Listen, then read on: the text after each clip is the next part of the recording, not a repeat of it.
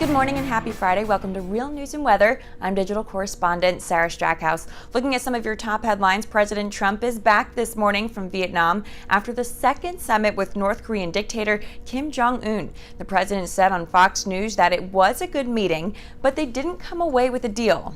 He said Kim wanted sanctions lifted in return for only denuclearizing some of his arsenal. Trump said he didn't feel okay with that, but said that Kim did promise no more testing of missiles, rockets, etc. And it was a busy week in politics with Michael Cohen's hearing on Wednesday. Cohen is, of course, Trump's former personal attorney. Depending on which news outlet you read, you're going to hear different subjects focused on.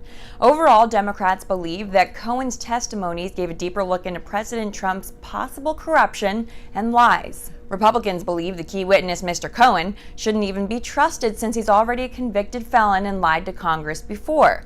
But on a very basic level, here's some of what was discussed, gathered from numerous national outlets. They talked about the, quote, hush money to adult film star Stormy Daniels and whether or not the president had knowledge of that payment and where that money actually came from. They also talked about the Russia investigation and whether or not the president was involved. Cohen was critical of President Trump, but only to a point, and said he wasn't aware if videos of domestic violence or Russian interaction actually existed.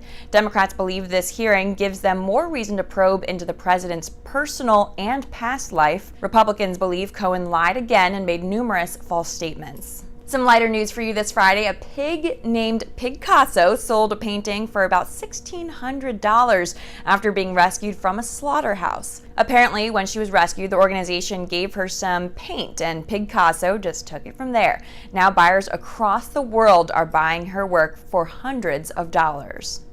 Such a cute story. Well, it's been a bit of a chilly couple of days. Let's take a look at what we're seeing right now with meteorologist Payne. Cash, how you doing? Well, thank you, Strax. Yeah, another cold morning across the DFW Metroplex. Temperatures in the low to mid 30s around portions of Dallas and Fort Worth.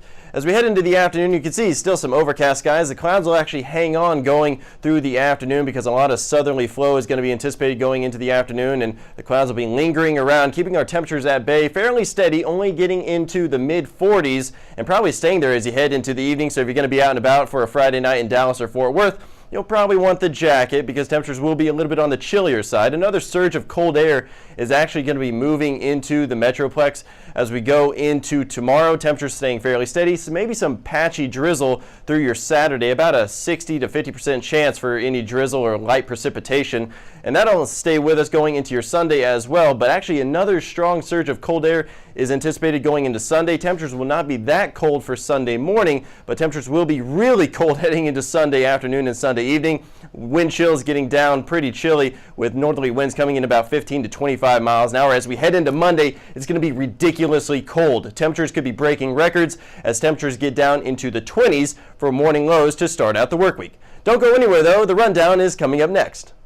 Thanks so much, Cash. The rundown is a daily email sent out by Jeff Crilly to journalists all across the country, talking about some of the top stories of the day. They also have an expert who can weigh in on the subject. The first story: complaint, alarming increase in number of infants being held by ICE. That's a CBS story. Talking about this is immigration expert and lawyer Pallavi Ahluwalia. The next story: Nancy Pelosi won't commit on Green New Deal vote. That's a Fox News story, and talking about this is American Conservation Coalition President Benji Backer. The third story: the hidden costs of stressed out workers. That's a Wall Street Journal story, and talking about this is workplace culture expert Bobby Albert. The final story: Martha Stewart gets into cannabis. Is it a good thing? That's a People story, and talking about this is Rocky Mountain High Brand CEO Michael Welsh. To get on the rundown email, all you have to do is email Jeff Crilly. That's jeffcrilly@realnewspr.com.